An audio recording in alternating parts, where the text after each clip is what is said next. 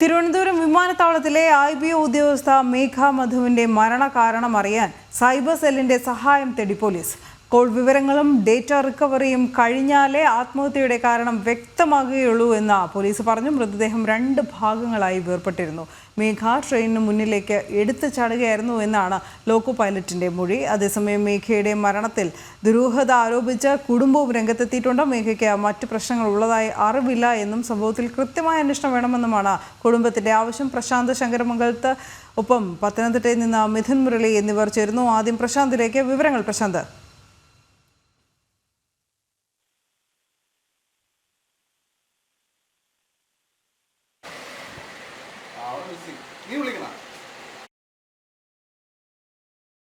Cyber സെല്ലിന്റെ സഹായം തേടിയിരിക്കുകയാണ് ഈ കേസിൽ പോലീസ്. കോൾ വിവരങ്ങളും ഡേറ്റയും ഒക്കെ എടുക്കും. കാരണം കുടുംബം കൂടി ആരോപണം ഉന്നയിച്ചൊരു സാഹചര്യമുണ്ട്. വലിയ പ്രശ്നങ്ങൾ, പ്രത്യേകിച്ച് പ്രശ്നങ്ങൾ മേഘയ്ക്ക് ഉണ്ടായിരുന്നില്ല എന്നാണ് കുടുംബം ഉറപ്പിച്ച് പറയുന്നത്. ട്രെയിനിന് മുമ്പിലേക്ക് ചാടുകയായിരുന്നു മേഘ. അങ്ങനെയായിരുന്നു മരണം സംഭവിച്ചത്. ഇതിൽ അന്വേഷണ സംഘം നടപടികളൊക്കെ കടുപ്പിച്ചിട്ടുണ്ട്. സൈബർ സെല്ലിൻ്റെ കൂടെ സഹായം തേടുന്നതോടുകൂടി കൂടുതൽ വിവരങ്ങൾ അറിയാൻ കഴിയുമെന്ന വിശ്വാസത്തിൽ തന്നെയാണ് പോലീസ് ഉള്ളത്. അതോടൊപ്പം തന്നെ കുടുംബം ആവശ്യപ്പെടുന്നത് ഇതിൻ്റെ നിജസ്ഥിതി അറിയണമെന്നും. പ്രശാന്ത്, പോലീസ് പറയുന്നത് എപ്രകാരം, അതോടൊപ്പം തന്നെ അന്വേഷണ സംഘം ഏത് വിധേനയാണ് ഈ കേസ് അന്വേഷണവുമായി മുന്നോട്ട് പോകുന്നത്?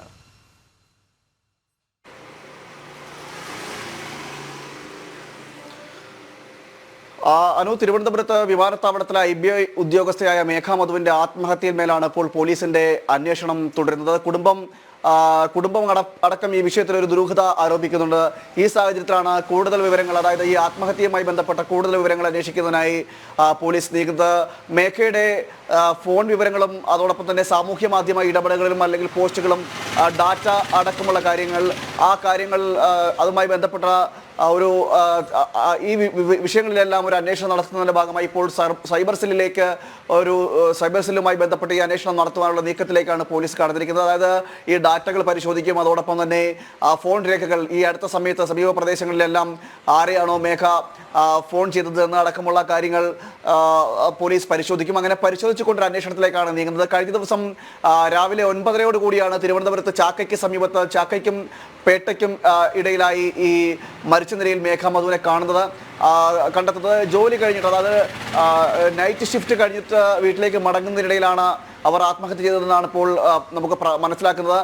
അതിന്റെ അടിസ്ഥാനത്തിൽ പോലീസ് ഇപ്പോൾ അന്വേഷണം നടത്തിക്കൊണ്ടിരിക്കുന്ന പോലീസിന്റെ ഒരു അന്വേഷണം നടന്നുകൊണ്ടിരിക്കുകയാണ്. കുടുംബമടക്കമാണ് ഇതിനകത്ത് ആരോപണങ്ങൾ ഉന്നയിക്കുന്നത്. അതേസമയം തന്നെ ഇതിൽ ലോക്കോ പൈലറ്റ്, അതായത് ട്രെയിനിന്റെ ലോക്കോ പൈലറ്റ് ഈ മേഘ ആത്മഹത്യ ചെയ്തെന്ന് ട്രെയിനിന് മുന്നിലേക്ക് എടുത്തുചാടുന്നത് ശ്രദ്ധയിൽപ്പെട്ടുവെന്ന് പോലീസിന് മൊഴി നൽകി. മറ്റൊരു ദൃക്സാക്ഷിയും ഇത്തരത്തിൽ ട്രെയിനിന് മുന്നിലേക്ക് ഓടി എടുത്തു ചാടുന്നത് ശ്രദ്ധയിൽപ്പെട്ടു എന്ന രീതിയിൽ ഒരു മൊഴിയും നൽകിയിട്ടുണ്ട്. ഈ മൊഴികൾ രണ്ടും പോലീസ് രേഖപ്പെടുത്തുകയും ചെയ്തു. തുടർന്ന് അന്വേഷണത്തിലേക്ക് നീക്കുകയാണ്. കൂടുതൽ വിവരങ്ങൾ, അതായത് ഇതിൽ എന്തെങ്കിലും ദുരൂഹതയുണ്ടോ അല്ലെങ്കിൽ അസ്വാഭാവികതയുണ്ടോ എന്നതടക്കമുള്ള കാര്യങ്ങളാണ് ഇനി പോലീസ് അന്വേഷിക്കുന്നത്. അതുകൊണ്ട് തന്നെ കൂടുതൽ വിവരങ്ങൾ ലഭിക്കണമെങ്കിൽ ഈ ഫോൺ വിവരങ്ങൾ ലഭിക്കണം. അതോടൊപ്പം തന്നെ മറ്റ് സുഹൃത്തുക്കളെ അടക്കം അവരുടെ അടക്കം മൊഴി രേഖപ്പെടുത്തേണ്ടിയിരിക്കുന്നു അല്ലെങ്കിൽ ചോദ്യം ചെയ്യേണ്ടിയിരിക്കുന്നു.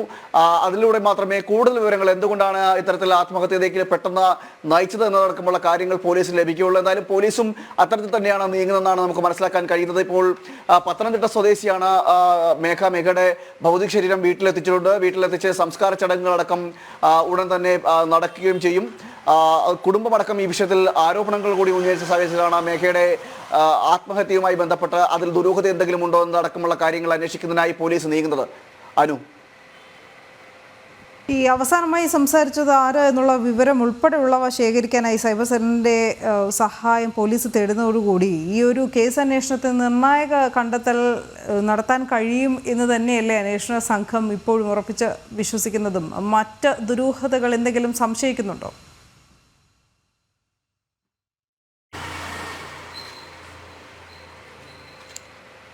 മറ്റു ദുരൂഹതകൾ എന്തെങ്കിലും സംശയിക്കണമെങ്കിൽ പോലും, അല്ലെങ്കിൽ അതിലേക്ക് ഈ വിഷയത്തിൽ, അതായത് ആത്മഹത്യയുമായി ബന്ധപ്പെട്ട വിഷയത്തിൽ കൂടുതൽ ഈ അന്വേഷണത്തിന്റെ ഒരു കൂടുതൽ നിലയിലേക്ക് എത്തണമെങ്കിൽ പോലും മേഘയുടെ ഈ ഫോൺ വിവരങ്ങളടക്കം ശേഖരിക്കേണ്ടിയിരിക്കുന്നു. അതോടൊപ്പം തന്നെയാണ് ഞാൻ നേരത്തെ സൂചിപ്പിച്ചതുപോലെ തന്നെ ഈ സാമൂഹ്യ മാധ്യമങ്ങളിൽ കൂടെയുള്ള ഇടപെടലുകൾ, അല്ലെങ്കിൽ സാമൂഹ്യ മാധ്യമങ്ങളിൽ വാട്സപ്പ് വഴിയോ അല്ലെങ്കിൽ അങ്ങനെ ആരെങ്കിലും മെസ്സേജുകൾ അയക്കുന്നുണ്ടായിരുന്നോ എന്നതടക്കമുള്ള കാര്യങ്ങൾ അറിയേണ്ടിയിരിക്കുന്നു.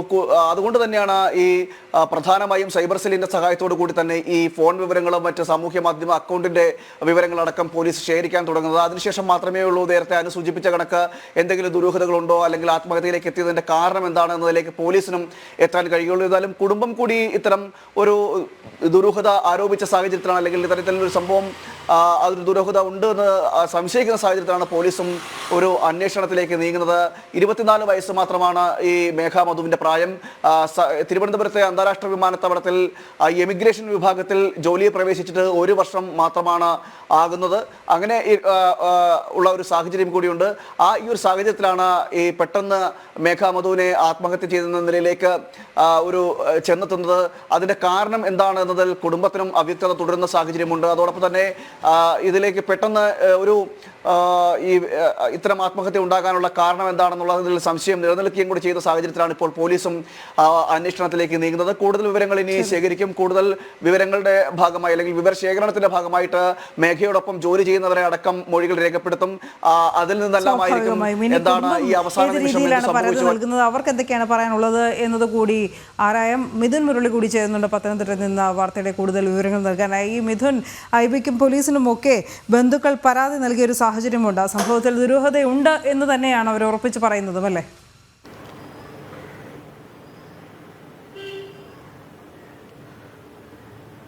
മേഘ കുടുംബവുമായി നിരന്തരം സമ്പർക്കം പുലർത്തുന്ന യുവതിയുമാണ്. ജീവിതവുമായി ബന്ധപ്പെട്ടുള്ള എല്ലാ കാര്യങ്ങളും കുടുംബവുമായി പങ്കുവെക്കാറുണ്ട്. മറ്റു പ്രശ്നങ്ങൾ ഒന്നും ഉള്ളതായിട്ട് കുടുംബത്തിന് യാതൊരു വിവരവുമില്ല. അതുകൊണ്ട് തന്നെ ഈ സംഭവത്തിൽ ദുരൂഹത ഉണ്ട് എന്നുള്ളതാണ് അമ്മാവൻ ബന്ധു പറയുന്നത്. ദുരൂഹത പുറത്തു കൊണ്ടുവരണമെന്നാവശ്യപ്പെട്ടുകൊണ്ട് ഐബിക്കും പേട്ട പോലീസിനും കുടുംബം പരാതി നൽകിയിട്ടുണ്ട്. ഇനി സംസ്കാരം, മറ്റു ചടങ്ങുകളെല്ലാം പൂർത്തിയാക്കി തുടർ നടപടികൾ ആവശ്യപ്പെട്ട് പരാതികളുമായി മുന്നോട്ട് പോകുമെന്ന് തന്നെയാണ് കുടുംബം പറഞ്ഞു വെക്കുകയും ചെയ്യുന്നത്. ജീവിതവുമായി ബന്ധപ്പെട്ടുള്ള എല്ലാ കാര്യങ്ങളും നിരന്തര സമ്പർക്കത്തിലൂടെ കുടുംബവുമായി പങ്കുവെക്കുന്ന ഒരു യുവതി എന്ന നിലയിൽ മറ്റ് പ്രശ്നങ്ങൾ ഒന്നും ഉള്ളതായി കുടുംബത്തിന് അറിവില്ലാത്ത സാഹചര്യത്തിൽ ഇതിന് പിന്നിൽ എന്താണ് എന്ന് സംബന്ധിച്ചുള്ള കൃത്യമായിട്ടുള്ള അന്വേഷണം വേണം എന്നുള്ളത് തന്നെയാണ് കുടുംബത്തിന്റെ ആവശ്യം. ഇപ്പോൾ അതിരിക്കലുള്ള വീട്ടിൽ പൊതുദർശനം പൂർത്തിയാക്കി സംസ്കാര ചടങ്ങിലേക്ക് കടക്കുകയാണ്. സംസ്കാരവുമായി ബന്ധപ്പെട്ടുള്ള ചടങ്ങുകളാണ് ഇപ്പോൾ വീട്ടിൽ പുരോഗമിച്ചുകൊണ്ടിരിക്കുന്നത്. എന്തായാലും 1 മാസം മുൻപാണ് അവസാനമായിട്ട് മേഘ അതിരിങ്കലിലെ വീട്ടിലേക്ക് എത്തുന്നത്. കുടുംബത്തിന്റെ ക്ഷേത്രവുമായി ബന്ധപ്പെട്ടുള്ള ചടങ്ങിൽ പങ്കെടുക്കുന്നതിന് വേണ്ടിയായിരുന്നു 1 മാസം മുൻപ് ഇവിടേക്ക് എത്തുന്നത്. 1 വർഷം മുൻപാണ് തിരുവനന്തപുരം രാജ്യാന്തര വിമാനത്താവളത്തിൽ ഉദ്യോഗസ്ഥയായി ജോലിയിൽ പ്രവേശിക്കുന്നത്. സന്തോഷകരമായ ജീവിതത്തിലൂടെ